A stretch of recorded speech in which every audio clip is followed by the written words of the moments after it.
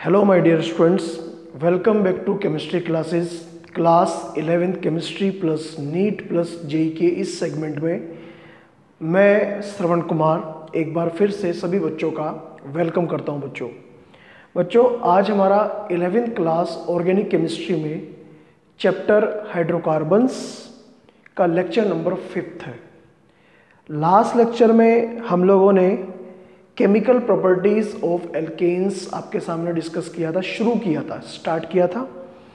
और शायद हम लोगों ने 2 केमिकल प्रॉपर्टीज आपके सामने डिस्कस कर दी थी। एक का नाम था कंबर्शन, ठीक है, उसके कुछ पॉइंट्स आपको लिखवाए थे और कुछ एग्जांपल्स भी डिस्कस आपके सामने किए थे। और एक का नाम था हैलोजिनेशन, और हैलोजिनेशन को कंप्लीटली एक्सप्लेन करके उसके जितने भी 1 by 1 पॉइंट्स हो सकते हैं, जहाँ जहाँ से क्वेश्चन राइज हो सकता है, और विद एग्जांपल आपके सामने डिस्कस किए थे। आज हमें केमिकल प्रॉपर्टीज ही डिस्कस करनी है। जो रिमेनिंग केमिकल प्रॉपर्टीज है एल्केन्स की, तो वो आपके सामने इस लेक्चर में डिस्कस करनी है। तो चलिए बच्चों, बिना देरी करते हुए हम लोग शुरू करते हैं अपने इस लेक्चर को। और केमिकल प्रॉपर्टीज ऑफ एल्केन के साथ में मैंने 2 केमिकल प्रॉपर्टीज तो आपके सामने डिस्कस कर दी। इनमें से एक का नाम था कंबर्शन, एक का नाम हैलोजिनेशन। हैलोजिनेशन का मैकेनिज्म आपके सिलेबस में है, एक बार उसे आप लोग देख लीजिएगा। तो हेडिंग लिख सकते हैं आप, mechanism of halogenation. Mechanism of halogenation मतलब वर्किंग कैसे होती है, रिएक्शन और रिएजेंट आपस में कैसे इंटरेक्ट करते हैं। तो सबसे पहले तो होता है स्टेप नंबर 1। लगभग 3 स्टेप में काम पूरा होता है। पहले स्टेप में होता है चेन इनिशिएशन।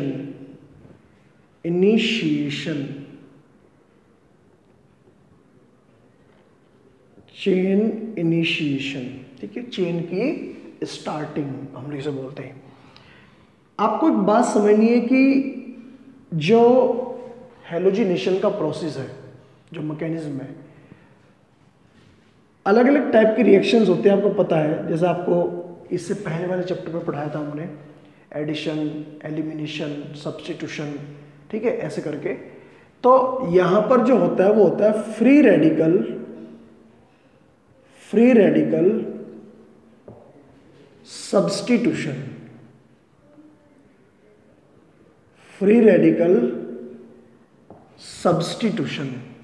तो फ्री रेडिकल सब्स्टिट्यूशन मैकेनिज्म के थ्रू ये काम होता है। सबसे पहले चेन इनिशिएशन, चेन की स्टार्टिंग कैसे होती है। चेन की स्टार्टिंग, जो भी हैलोजन यहां पर अटैक करती है, जैसे मान लिया आप क्लोरीन अटैक कर रही है, तो क्लोरीन के ऊपर एक फोटोन जो सनलाइट से मिलेगा वो अटैक करेगा, और लाइट की प्रेजेंस में यहां पर बनेंगे 2 क्लोरीन रेडिकल, ठीक है, ये बनेंगे chlorine free radical. Okay student, ये बन जाएंगे। स्टेप नंबर 2 में जो एल्केन होगी, कोई भी एल्केन, उसके ऊपर इनमें से एक रेडिकल फिर अटैक करेगा, इनमें से कोई एक, और एक मिथाइल रेडिकल बन जाएगा, और प्लस यहां से HCl, ठीक है, रेडिकल बन रहा है। अब है ये पहला स्टेप मान के चलिए आप लोग, ठीक है। और अब है सेकंड नंबर पर हमारा स्टेप नंबर 2, ठीक है। स्टेप नंबर 2, अब चेन तो शुरू हो चुकी है, अब बात आती है चेन प्रोपेगेशन। प्रोपेगेशन का मतलब चेन को लगातार बढ़ाते रहना, बढ़ाते रहना, बढ़ाते रहना। तो लिख सकते हैं आप चेन प्रोपेगेशन, ठीक है, चेन को इंक्रीज करना। कैसे होगा चेन प्रोपेगेशन? ये काम कॉन्टिन्यूअसली चलता रहेगा। कैसे? कि जैसे ये रेडिकल है, ये रेडिकल मतलब methyl radical, methyl free radical. तो जो मिथाइल फ्री रेडिकल होगा वो क्लोरीन के साथ करेगा रिएक्ट,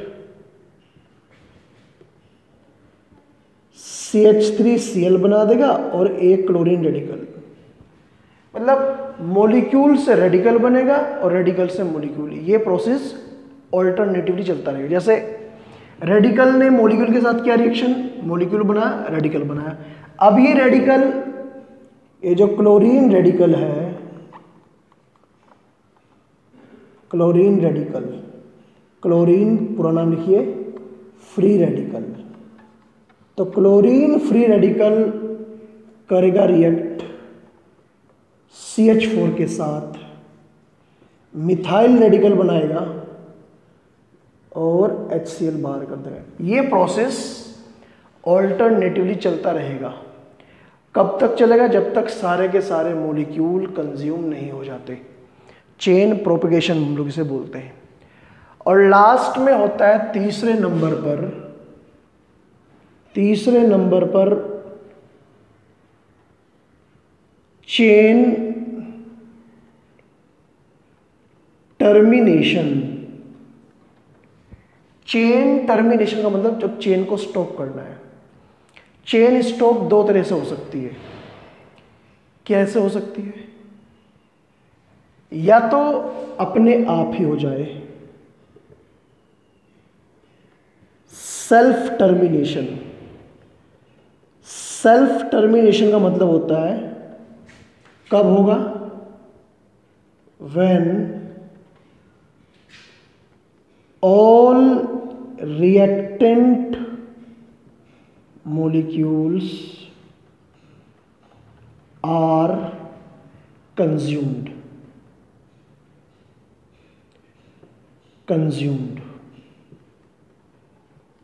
जब सारे के सारे रिएक्टेंट मॉलिक्यूल कंज्यूम हो जाएंगे तो चेन अपने आप टर्मिनेट हो जाएगी। ऑब्वियसली जब सारे के मॉलिक्यूल खत्म हो जाएंगे तो आगे बढ़ेगी नहीं रिएक्शन। तो एक तो ये, और दूसरा है कि बाहर से आप बना बनाया कोई रेडिकल डाल दो तो जो रिएक्शन है जहां में रोकनी वहीं रुक जाएगी। ठीक है, radical combined with each other, बाहर से डाल दिए रेडिकल, सारे कंबाइंड कर जाएंगे और रिएक्शन स्टॉप। जैसे अगर कुछ मिथाइल रेडिकल मिथाइल के साथ करेंगे रिएक्ट तो क्या बनेगा बच्चों? CH3CH3। कुछ क्लोरीन रेडिकल क्लोरीन के साथ करेंगे रिएक्ट तो क्लोरीन बनेगा, और कुछ मिथाइल रेडिकल क्लोरीन रेडिकल के साथ करेंगे रिएक्ट तो क्या बनेंगे? एल्काइल हैलाइड, जो यहाँ पर मेन प्रोडक्ट बन रहा है। तो उस केस में इस तरह की मिक्सचर ऑफ रिएक्शन होगी और सारे के सारे मॉलिक्यूल जब कंज्यूम हो जाएंगे रिएक्शन अपने आप स्टॉप हो जाएगी।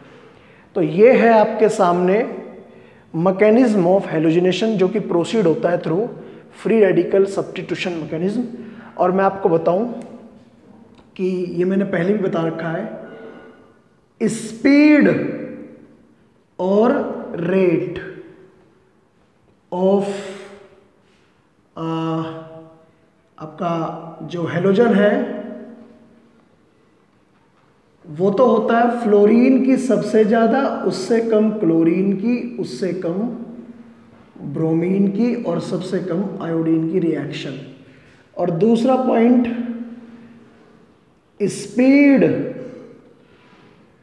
और रेट ऑफ हाइड्रोकार्बन। जो हाइड्रोकार्बन्स यहाँ पर यूज होते हैं, अलग अलग तरह के हाइड्रोकार्बन्स आपको पता है ना, तो ये भी आपको पता होना चाहिए कि टर्शरी कार्बन पर सबसे ज़्यादा स्पीड से, उससे कम सेकेंडरी पर और उससे कम प्राइमरी पर होता है। इस चीज को, ये जो 2 पॉइंट मैंने आपको लिखवाए, इसे आप लोग इस मैकेनिज्म के बाद में नोट करके लिखना, ठीक है। ये नोट मानिए आप लोग, दोनों के दोनों आपके नोट पॉइंट है, पहला दूसरा, इसे बाद में लिखना आप लोग, ठीक है स्टूडेंट। चाहे मैं इसे अलग से भी आपको यहाँ पर थोड़ा सा डिफरेंस करके दिखा रहा हूँ, जिससे कि थोड़ा सा आप लोग इसे सेग्रीगेट कर ले, सेपरेट कर ले, इसे आपको अलग से नोट करना है, ठीक है। ये कभी कभी एग्जाम में पूछ लेते हैं। तो हेलोजिनेशन कंप्लीट हुआ, अब हुआ है कंप्लीट, और उसके साथ साथ मैकेनिज्म कंप्लीट हुआ, और अब मैं एक नई रिएक्शन आपके सामने डिस्कस करना चाहूँगा।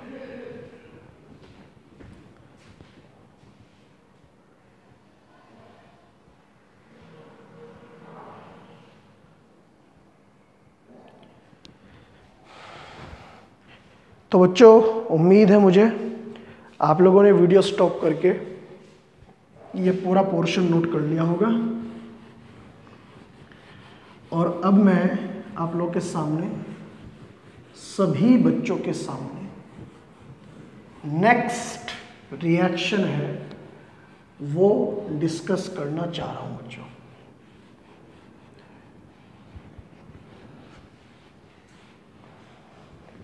एल्केन्स जो होती हैं उनकी नेक्स्ट रिएक्शन।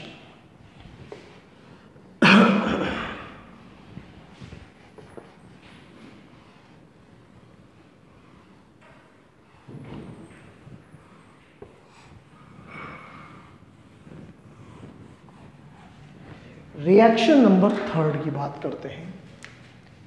तीसरे नंबर पर आता है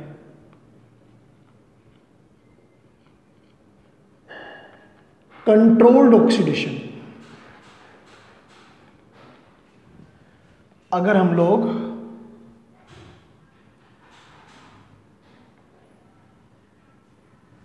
कंट्रोल्ड ऑक्सीडेशन कर दें, और कंट्रोल्ड ऑक्सीडेशन कब होता है, जब ऑक्सीडाइजिंग एजेंट भी हम लोग ऐसा ही लें जो वीक हो, और दूसरा लिमिटेड सप्लाई ऑफ ऑक्सीजन हो, ठीक है। तो कंट्रोल्ड ऑक्सीडेशन में क्या बनते हैं, after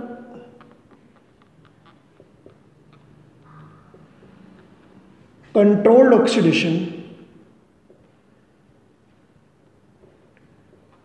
oxidation of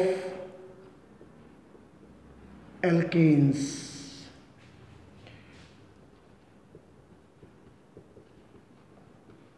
different organic compounds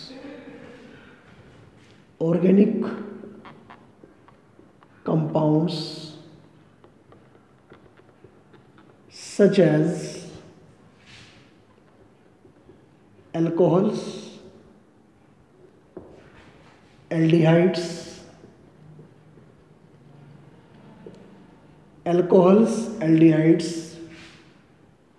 and carboxylic acid, ये कंपाउंड्स बन जाते हैं। कार्बोक्सिलिक एसिड कैन फॉर्म्ड कब बनेंगे, जब हम लोग करेंगे कंट्रोल ऑक्सीडेशन। जैसे एग्जांपल बताऊं मैं आपके सामने, अगर हम लोग CH4 का करना चाह रहे कंट्रोल ऑक्सीडेशन, ऑक्सीजन की लिमिटेड सप्लाई होगी इसके अंदर, और कोई वीक ऑक्सीडाइजिंग एजेंट 573 केल्विन का टेम्परेचर, और ये हमने यूज़ किया ऑक्सीजन। एक तो यहाँ पर बनेगा HCHO, और एक यहाँ पर बनेगा आपका HCHO नहीं बल्कि यहाँ पर बनेगा CH3OH, ठीक। ऐसे ही अगर मैं यहाँ पर C2H6 लूँ, और कुछ मेटल ऑक्साइड्स होते हैं जैसे कि आपका MnO2, ठीक है, Cr2O3 एक्सेट्रा। अगर इनकी प्रेजेंस में हम लोग करें मोलिब्डेनम ऑक्साइड वगैरह, तो यहाँ पर पहले तो एल्कोहल बनेगा, ठीक, और अगर ये ऑक्सीडेशन लगातार होता रहे C2H6 का, तो यहाँ पर बच्चों सेम कंडीशन में कार्बोक्सिलिक एसिड भी बन सकता है। तो ये तो है कंट्रोल्ड ऑक्सीडेशन। बहुत सारे एग्जाम्पल हम लोग ले सकते हैं यहाँ पर, ठीक है, NCERT में हम लोग चेक कर लेना इसके। तो कंट्रोल्ड ऑक्सीडेशन से अल्कोहल भी बनते हैं, एल्डिहाइड भी बनते हैं और कार्बोक्सिलिक एसिड भी यहाँ पर बन सकते हैं। ठीक है बच्चों, समझ गए होंगे आप लोग बात को। तो वीडियो स्टॉप करके आप लोग रिएक्शन नंबर 3 में नोट करिए, और अब 4th रिएक्शन आपके सामने मैं डिस्कस करूंगा जिसका नाम है आइसोमेराइजेशन। आइसोमेराइजेशन रिएक्शन नंबर 4 है।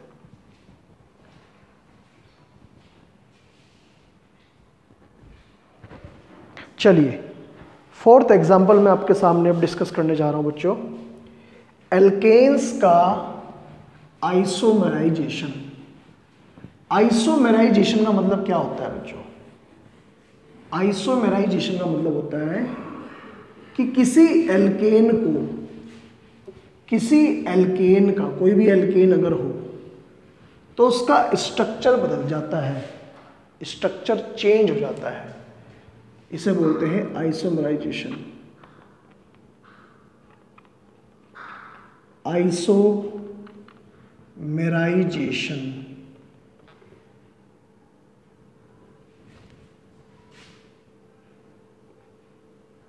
क्या मतलब इसका? When an alkane is heated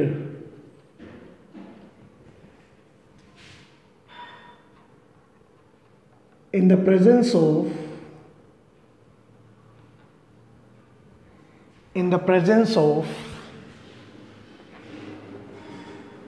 when an alkane is heated in the presence of Al2O3, aluminium oxide isomerisation में हेल्प करता है। Its structure is change, structure बदल जाता है, that is it form some branches. ये कुछ ब्रांचेस वाला structure बना लेता है, जैसे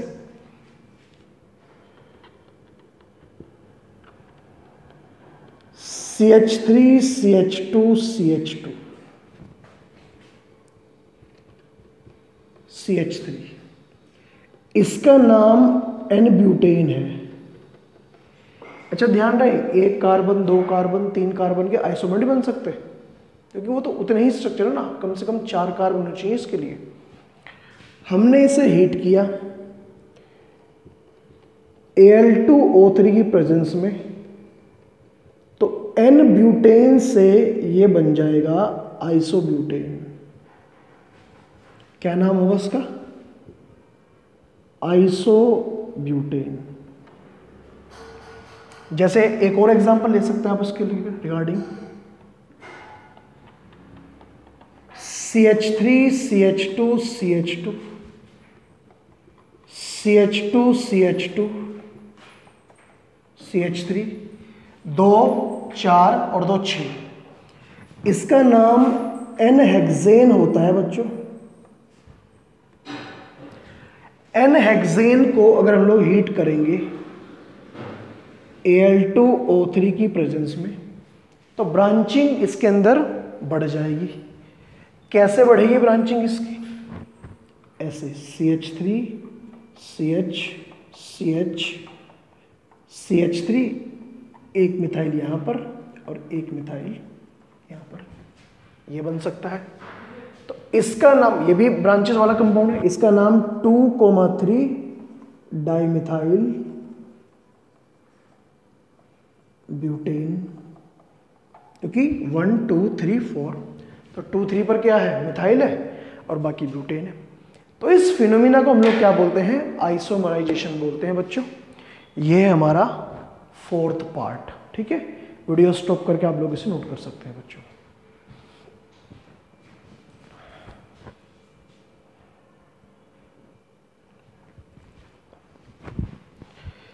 तो बच्चों ये हुआ आइसोमराइजेशन। ठीक है, रिएक्शन नंबर 5th, 5वें नंबर पर आने वाली रिएक्शन का नाम है, ये भी इंपॉर्टेंट रिएक्शन है और रिएक्शन का नाम है एरोमेटाइजेशन। एरोमेटाइजेशन, ठीक है, क्या मतलब इसका? एरोमेटाइजेशन का मतलब होता है किसी एरोमेटिक कंपाउंड का सिंथेसिस। ठीक है,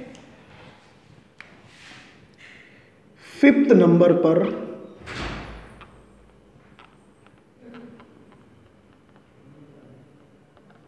एरोमेटाइजेशन।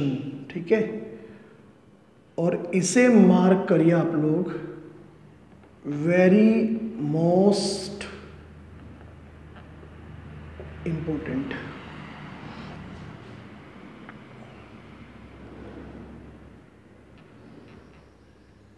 फॉर्मेशन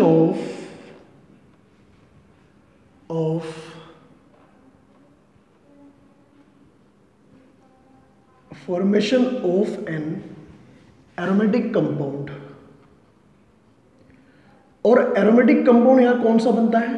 यहां पर हम लोग बात करते हैं बेंजीन की, क्योंकि बेंजीन एक एरोमेटिक कंपाउंड है। ठीक है, क्यों है एरोमेटिक कंपाउंड और एरोमेटिक कंपाउंड क्या होते हैं, ये बात की बात है, ये हम लोग पढ़ेंगे एरोमेटिक हाइड्रोकार्बन में। तो formation of an aromatic compound from alkane is known as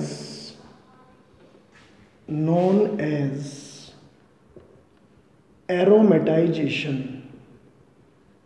बहुत ही सिंपल सी रिएक्शन है। ठीक है, क्या करते हैं, इसके अंदर क्या होता है?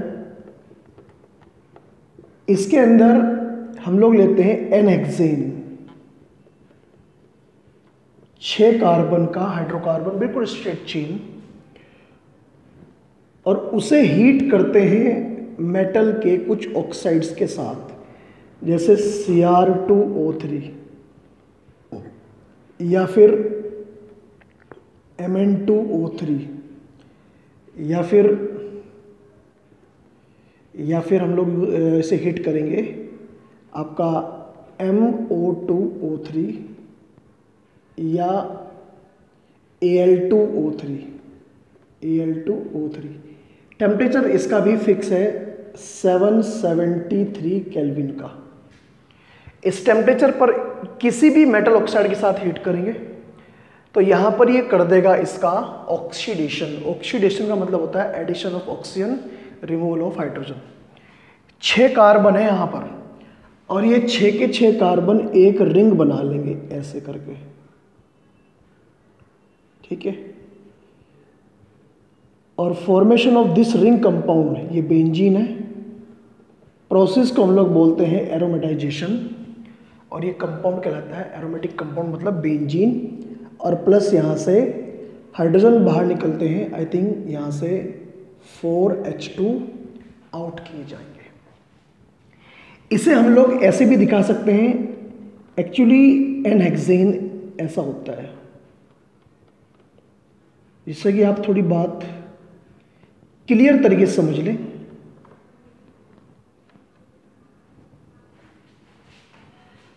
तो थोड़ा सा आपको सिंप्लीफाई हो जाएगा। ये हमने ऐसे लिख लिया क्योंकि बनना भी ऐसा ही स्ट्रक्चर है। ये भी एन हेक्सेन है, ये एन हेक्सेन है। तो जैसे ही हम लोग इसे इनमें से किसी के साथ हीट करेंगे अबव रिएजेंट, तो ये बन जाएगा स्ट्रक्चर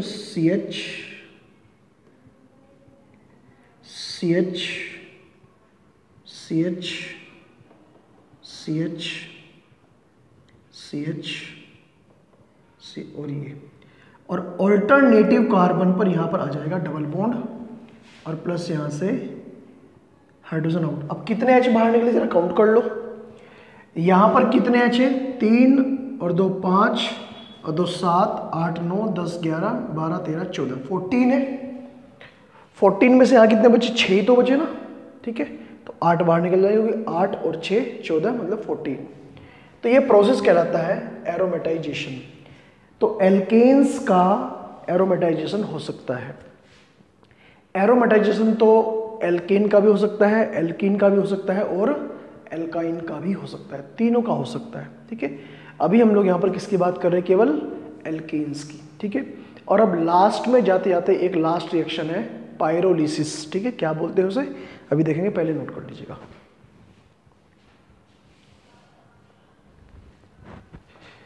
तो फाइनली बच्चों एक लास्ट रिएक्शन और है, तो जल्दी से उसे भी कंप्लीट करते हैं। रिएक्शन का नाम है पायरोलिसिस, ठीक है। पायरोलिसिस, पायरो वर्ड आता है टेम्परेचर के लिए, ठीक है।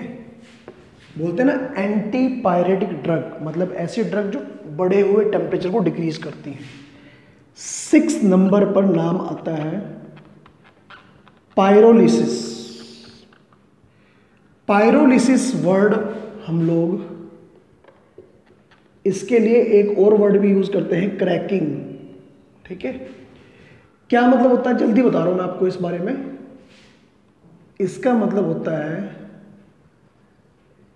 Breakdown of large hydrocarbon chain, large hydrocarbons chain into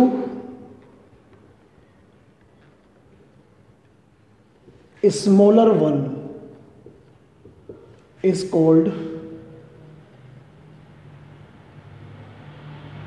pyrolysis। क्या बोलते हैं बच्चों हम लोग, pyrolysis। this phenomena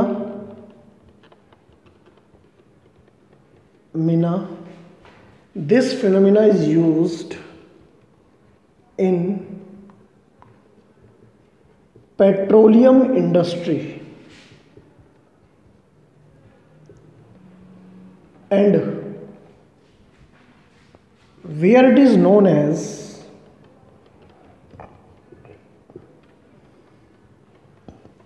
as cracking।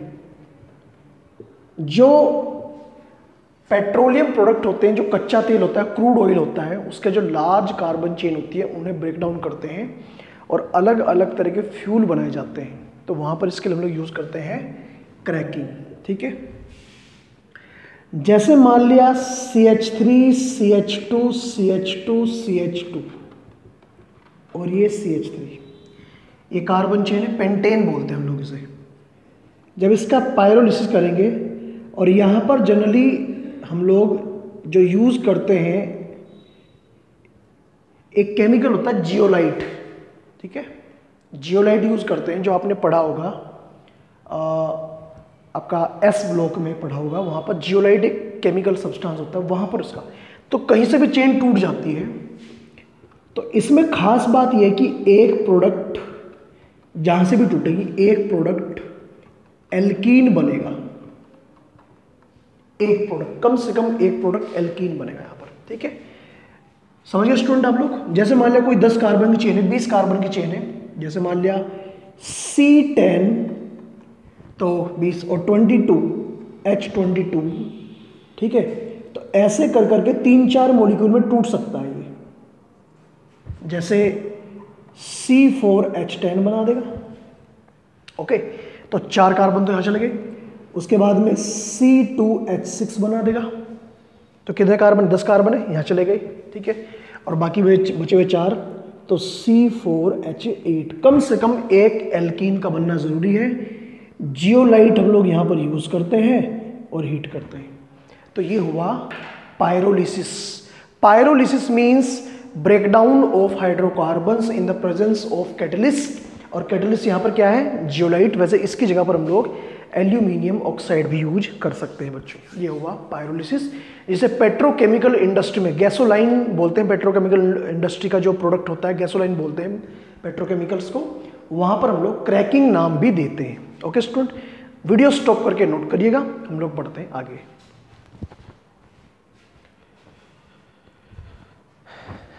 तो स्टूडेंट आज के लेक्चर को तो यहीं पर कंप्लीट करते हैं हम लोग, और मिलते हैं नेक्स्ट लेक्चर में आपको एक नए टॉपिक के साथ। एल्केन्स हमारा कंप्लीट हो चुका है, ठीक है, और हम लोग नेक्स्ट लेक्चर में एक नए टॉपिक के साथ आपको मिलेंगे।